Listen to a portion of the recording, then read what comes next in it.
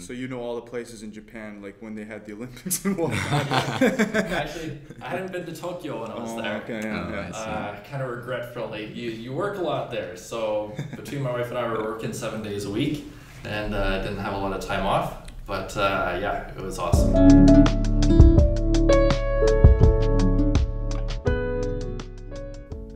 Hey everyone, welcome back to the PVLIP podcast. I'm your host Osed Zeri, and today we have our continuation of our episode with Steve Reynolds. So please enjoy.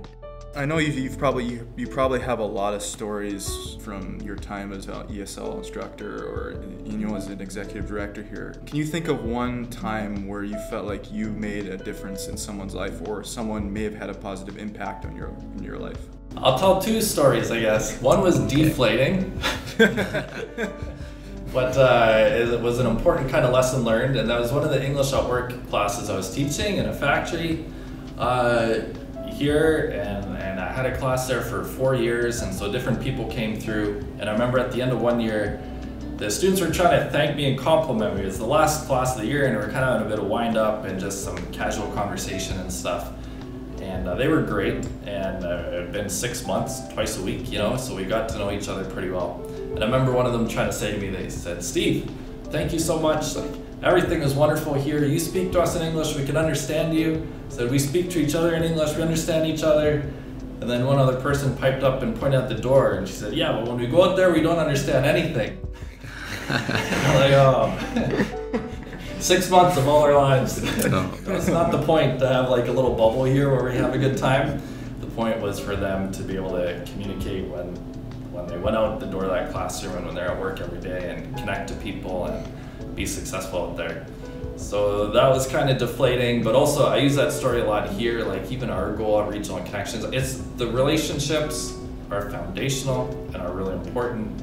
We're also not trying to create like a little bubble where people are happy just to be at this program or in this room together. We're trying to help people be successful in their life, in the community, whatever those goals are, so that eventually they don't need us anymore, that they don't need our programs and services, that we kind of work ourselves out of a job. Still, some of those relationships last a long time, but trying to help people be successful in their everyday life. And then another one, there's a refugee claimant, people coming across the border near Gretna. Have been in the news a lot over the years and different waves. And so we got pretty close to a person like that who was from South America, and spent a lot of time with my family, and kids got to know him and learned some Spanish and all that kind of stuff, and was with us for holidays and things like that. And was here a couple years making an asylum claim, and eventually was denied, and he appealed it and it was denied again, and he was deported and had to go back, even though he felt that it wasn't safe for him back home. So that was meaningful for our kids as well, and also sometimes the story I share, there's a lot of negative myths and stereotypes about just, immigration means anybody who walks across the border and gets to live here forever.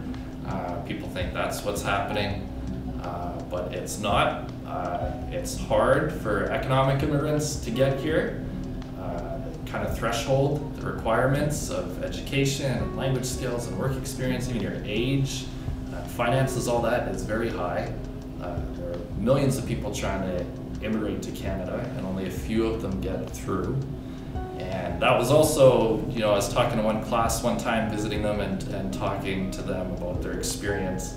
And one of them said very enthusiastically, we were talking about this kind of topic, and she said, "Steve, we're the lucky ones." She said, "We get to live in Winkler." Yeah. And she'd been talking about that process, and that she had friends and family still in her first country who weren't going to qualify through any of the programs or streams, who would love to be here and can't be and won't be. And she knew she was just really appreciative of being able to be here. So, people from a small community and who are born into it, we often don't always appreciate what kind of just happened to you. Mm-hmm. So it's inspiring to see people who chose to come here and chose to be here and really want to be here. Mm-hmm. And that's often a surprise for kind of local people to hear. They don't realize that's what's happening. Yeah, somebody from halfway around the world wanted to live in Winkler, and could have immigrated lots of different places, and they chose here and they want to be here. And so we try to share stories like that too. How do you think PVLIP fits into the overall umbrella of Regional Connections? Yeah, we were really happy when PVLIP started up in 2017. So Regional Connections are our primary mandate. Our goal is to work directly with newcomers, with clients, to provide services, have English classes, things like that. Well, one of the things as we do that, we partner and work with the community as much as possible. So we're working with employers and Family Resource Center and libraries and schools and things like that. And you hear the stories of the impact immigration has on everybody. So it has an impact on local schools, it's having an impact in workplaces. Lots of it positive, but also change is challenging. There's change to manage. There's, people who, there's diversity to manage, and people don't know each other, and it doesn't all just happen automatically, right? So kind of doing that work with community partners we would try to do, but it was always off the end of our desk, right? It wasn't what we were getting paid to do, really. And you still have to keep all the programs and everything running for the organization to even exist. So it was really positive opportunity, a big opportunity when we had the chance to start the PVLIP project, because then some people are dedicated to working with all those other community partners, with the schools and police and municipal leaders and employers and newcomers, and to pull them all together and kind of work on what do we need to do together as a community to make sure this is working well for everybody. The other thing that I think is a great fit too is the way PVLIP engages newcomer and newcomer voices, and through different committees and research and focus group and just engagement is connecting newcomers and newer residents to like some of the decision makers and systems and institutions locally. Because otherwise all you have to do is walk around a town or go to a council and look at pictures of like boards of directors and things like that, right? And the decision-making level of organizations and things like that. And I think just kind of organically, they're often extremely local, like the people that have been there the longest and have the most connections and are the most well-known and have the most experience in the organizations are the people who end up, right, in these positions. So you can have newcomers who've been here 6 months, 2 years, 5 years, 10 years, and are not as well connected. And so the decision makers at all these places are making decisions and having conversations, sometimes without the awareness of those different experiences and different perspectives of people who are now also part of this community and part of the workplaces and part of the schools and things like that. Lastly, I wanted to ask you, where do you see or envision PVLIP and Regional Connection just as a whole in the future? We're always changing and developing, and so that's challenging to manage sometimes for sure. But one thing we've always tried to do and we'll always keep doing is just being responsive to what the needs and opportunities are at the time. So, I mean, there are trends over time and things change over time, even like at the very local level. Like I said, immigration trends can change over time, demographics can change over time, the labor market can change over time.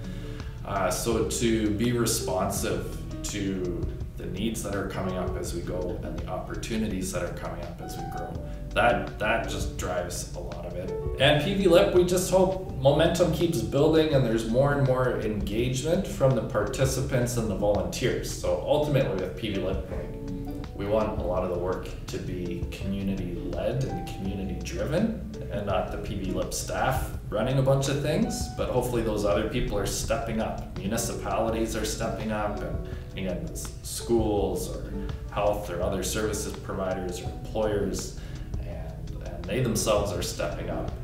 Awesome. Well, thanks so much for joining us, Steve, for this episode. Thanks for taking your time out of your, I'm sure, busy schedule. Thanks everyone for joining us today on the PVLIP podcast for OSED. My name is Braden Thiessen. I hope you have a great rest of your day.